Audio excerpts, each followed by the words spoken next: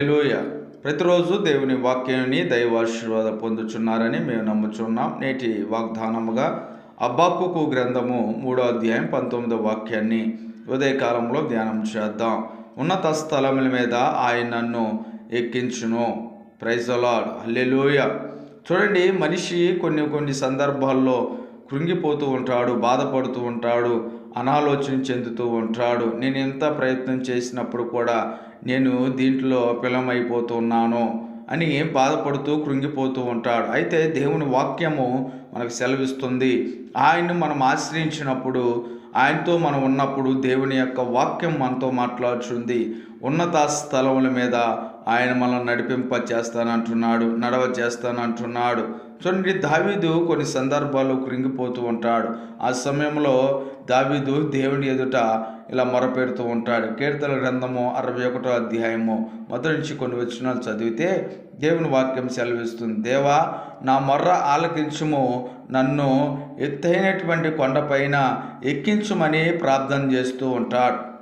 చూడండి, ఈ లోకంలో చాలామంది పర్వతాలు ఎక్కేటప్పుడు కొంతమంది జారిపోతూ ఉంటాడు. కొన్ని అడుదుడుకులు సమస్యలు ఎదురవుతూ ఉంటాయి. అయినప్పుడు కూడా వాళ్ళు ప్రయత్నం చేస్తూ ఉంటారు. అలాగే ఆత్మీయ జీవితంలో కూడా కొన్ని సమస్యలు, బాధలు మానవునికి ఎదురవుతూ ఉంటాయి. కృంగిపోకుండా దేవుని యొక్క వాక్యం ప్రకారముగా మనం ప్రార్థించినప్పుడు, దేవుని యొక్క వాక్యాన్ని మనము ధ్యానించినప్పుడు ఆ వాక్యము కృంగిపోతున్న మనకు ధైర్యమునిస్తూ ఉంటుంది.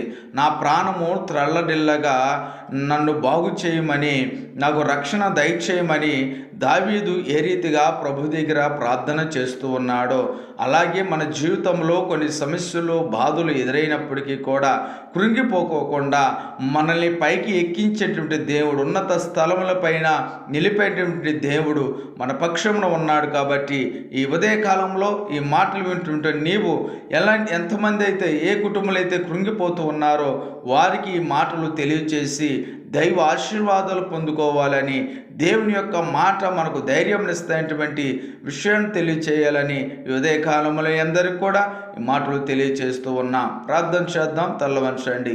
సకల ఆశీర్వాదాలకు కారణభూతుడైన యేసు ప్రభువా, నీ గణనాం బట్టి స్తోత్రాలు, స్తుతులు చెల్లిస్తూ ఉన్నాం. నీ లేఖనం సెలవిస్తుంది ప్రభువా, ఉన్నత స్థలం మీద ఆయన నన్ను ఎక్కించును, ఆయన నన్ను నడిపించును అని భక్తుడు సెలవిచ్చిన రీతిగా ప్రభువా, ఒకవేళ కొన్ని జీవితంలో కొన్ని అడుగుదుడుకులు, కొన్ని సమస్యలు, కృంగిపోయేటువంటి జీవితాలు, నాశనం అయిపోయినటువంటి జీవితాలు, పరిస్థితులు ఎదురవుతాయి అన్న ప్రభా.